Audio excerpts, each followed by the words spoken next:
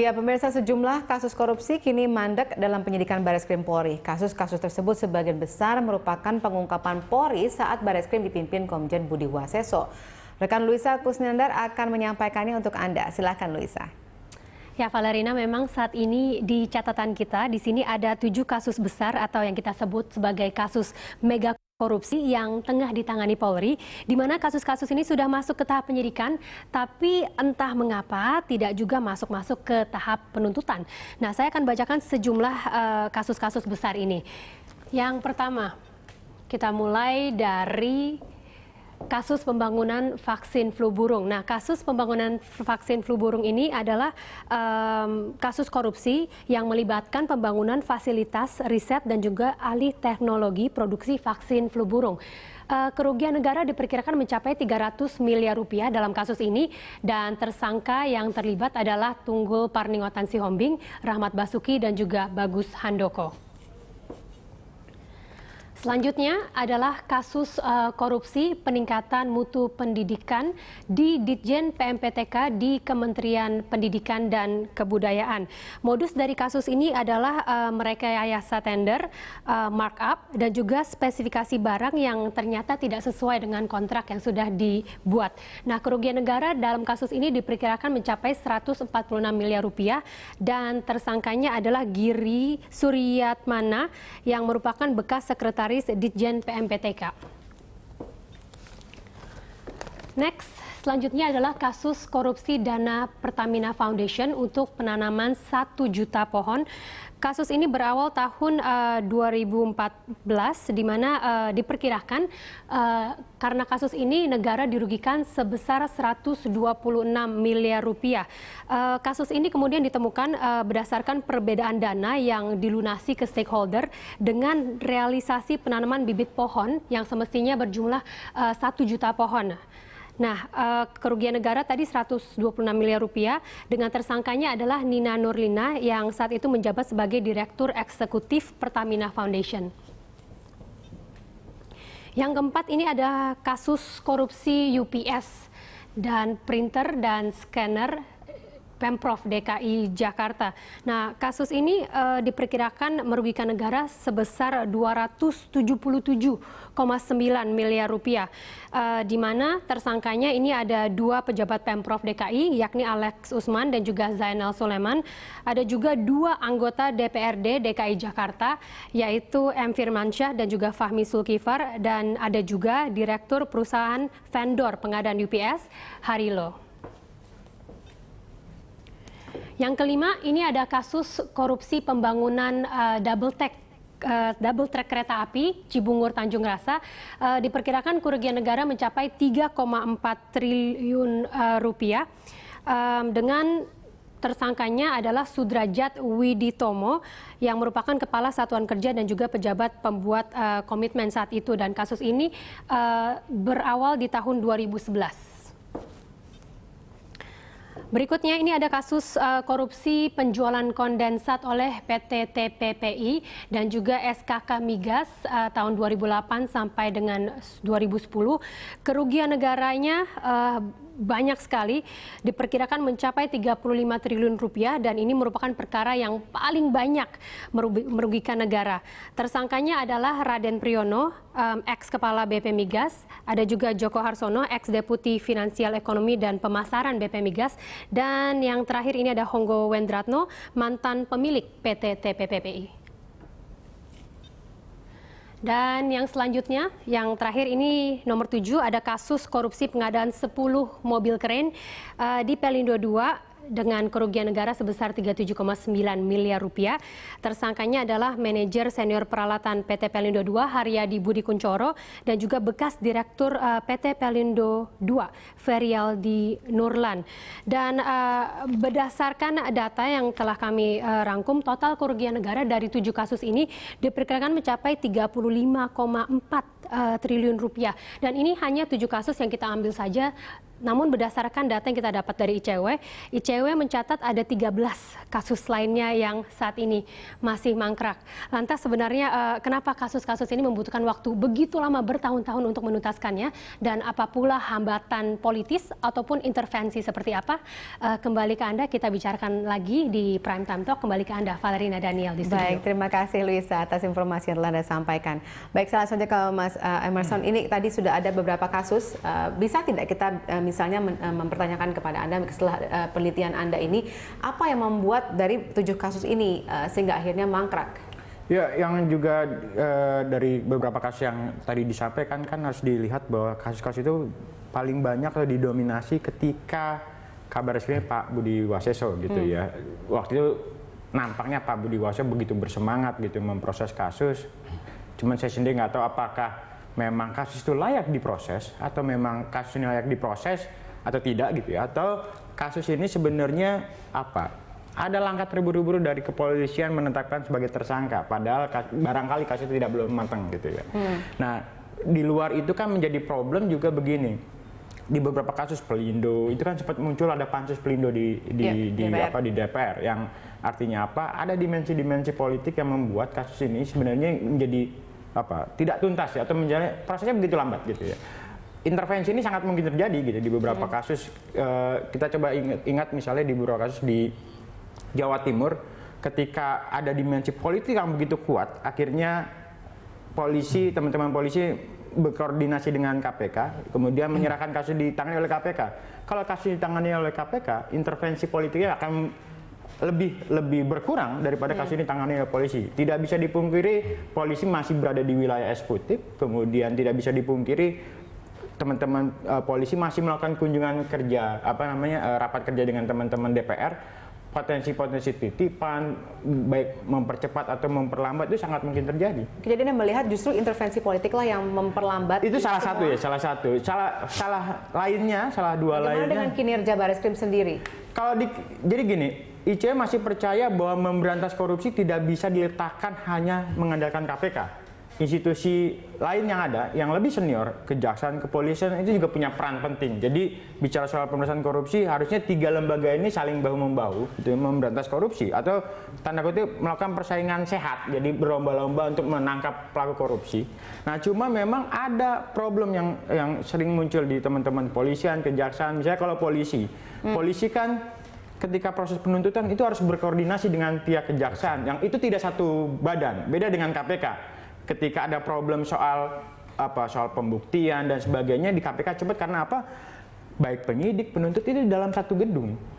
Nah, di kepolisian seringkali menemukan itu. Jadi saya sendiri juga dapat keluhan dari teman-teman polisi bahwa seringkali bolak-balik tuh antara berkas yang diserahkan dari polisi ke kejaksaan kembali lagi untuk melengkapi. Padahal sebenarnya kalau koordinasi cukup baik, ya harusnya tidak terjadi model-model seperti ini. Faktor koordinasi antar lembaga ini mungkin PR yang harus diselesaikan. Kemudian yang kedua, soal bukti-bukti ini barangkali ini harus diperkuat. Jadi ke depan itu pihak polisian harus lebih berhati-hati ketika memproses satu perkara yang itu juga bisa dikatakan kasus kakap. Seperti halnya KPK, dia untuk menetapkan seorang sebagai tersangka, bukti-bukti sudah cukup dikumpulkan dengan sangat baik gitu ya. Buktinya tidak terbantahkan pada akhirnya ketika seorang ditetapkan sebagai tersangka oleh KPK, itu sampai saat ini 99% pasti dihukum oleh pengadilan tipikor. Beda dengan kepolisian kejaksaan masih ada 50-50 tuh, bisa dihukum, bisa juga tidak. Artinya apa? Kematangan soal proses pembuktian, kematangan dalam hal proses menyidik seorang atau tersangka kasus korupsi, ini jadi tantangan yang harus dibenahi di teman-teman baik di kepolisian maupun juga di kejaksaan. Oke, jadi tadi juga ada soal keterburu-buruan menurut Anda ya, antara lain. Ya sangat mungkin ya. Okay. Nah Pak Agus, apakah itu memang benar seperti itu?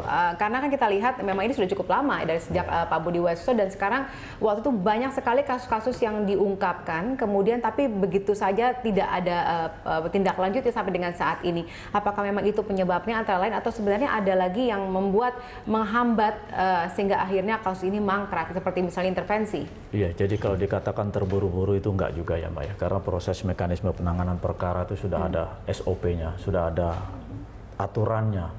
Bapak Kapolri selalu katakan dalam proses penegakan hukum khususnya di Polri, kita tidak boleh melanggar hukum, dalam artian tahapan, acuan, pedoman, SOP itu harus benar-benar dipahami dan dilaksanakan oleh penyidik. Nah, terus jadi kenapa tidak ada sampai hal-hal dengan yang saat ini terburu-buru. tidak selesai tuh Pak?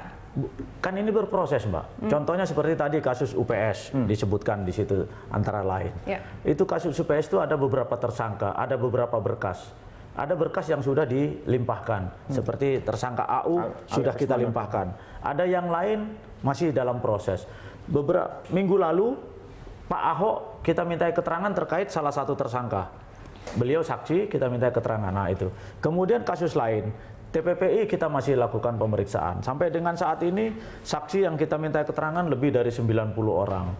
Kemudian ahli 11. Nah kemudian Pertamina Foundation itu yang kita minta keterangan itu lebih dari 200. Nah berarti kan kita terus masih berproses untuk bisa mewujudkan ataupun menuntaskan berkas yang sedang kita tangani. Nah termasuk juga Pelindo. Pelindo ini sudah lebih dari 130 orang saksi kita minta keterangan. Kemudian ahlinya 5, tersangkanya kan 2. Itu masih berproses, Mbak. Jadi kalau dikatakan ini tidak jalan, enggak juga. Karena ya itu tadi, penyidik punya kewajiban untuk menuntaskan, apalagi sudah menetapkan seseorang sebagai tersangka. Nah sekarang inilah yang kita sedang tingkatkan kerjasama dengan teman-teman KPK, peran KPK sebagai koordinator atau supervisi itu bisa melihat mana sih yang berkas-berkas di kepolisian khususnya yang mungkin perlu backup perkuatan dari teman-teman KPK seperti apa. Nah inilah yang sedang kita akan lakukan peningkatannya. Baik, kerjasama banyak ini. Orang sudah diperiksa, kemudian banyak berkas sudah diteliti. Tapi kemudian sampai dengan kapan kita bisa menunggu itu bisa kemungkinan diselesaikan? Apakah ada batas waktunya untuk menyelesaikan satu permasalahan sehingga akhirnya kita tidak bisa melihat pada akhir kasus itu menguap pada akhirnya karena tidak jelas sampai kapan kita tunggu? Kasus berakhir ada beberapa hal. Apabila tersangka meninggal dunia, tidak cukup bukti sudah jelas. Dan yang terakhir itu kadaluarsa. Nah, ada masa kadaluarsanya. Tapi apakah penyidik menunggu kadaluarsa? Selama itu kemungkinan-kemungkinan pemenuhan petunjuk-petunjuk jaksa itu bisa dipenuhi, saya yakin untuk apa kita menunggu sampai kadaluarsa, sampai begitu lama. Karena kasus ini laporan masyarakat, peristiwa yang ada tidak pernah berhenti, akan nambah terus. Yaitu tadi saya katakan, makin lama penuntasan satu kasus, berarti kemungkinan hutangnya akan makin banyak. Nah inilah kredibilitas penyidik kembali diuji. Baik, di mungkin situ. kita bisa ambil contoh kasus Pelindo misalnya. Nah ini sudah tadi Anda juga katakan sudah ada pansusnya begitu di DPR, tapi sampai dengan saat ini misalnya setelah Pak Buas pindah ke BNN tidak juga kunjung selesai. Apa yang terjadi di situ, Mas Emerson? Nah ya tadi ini kan kalau kasus Pelindo ada percampuran soal politik, percampuran juga barangkali kasusnya memang ada kasus korupsi, tapi tadi soal pembuktiannya cukup sulit. Yang kita juga baru dengar dari Pak Agus ya tadi, sebenarnya teman-teman di Barreskrim sudah bekerja, cuma informasi itu tidak terlalu sampai ke publik bahwa ada sekian puluh orang yang diperiksa, ada beberapa saksi yang sudah dimintai keterangan dan sebagainya. Nah bagi kami sebenarnya di ICW kita tidak hanya bicara soal membongkar kasus, tapi bagaimana menuntaskan kasus. Jadi prestasinya bukan hanya bongkar, tapi nuntas. Jadi bukan hanya sekedar menanyakan banyak orang. Betul. Nah memang lagi-lagi tadi ini kan pekerjaan rumah yang belum selesai. 7 dari catatan ICW bahkan ada 20, 7 ada 13 lain lagi kasus lain yang itu belum dituntaskan oleh teman-teman di Barreskrim. Ini PR yang harus diselesaikan. Artinya apa? Kalau memang sudah dilibatkan KPK dalam misalnya gelar perkara bersama gitu ya. Jadi KPK akan membantu paling tidak memberikan nasihat apakah kasus ini dilanjutkan atau tidak.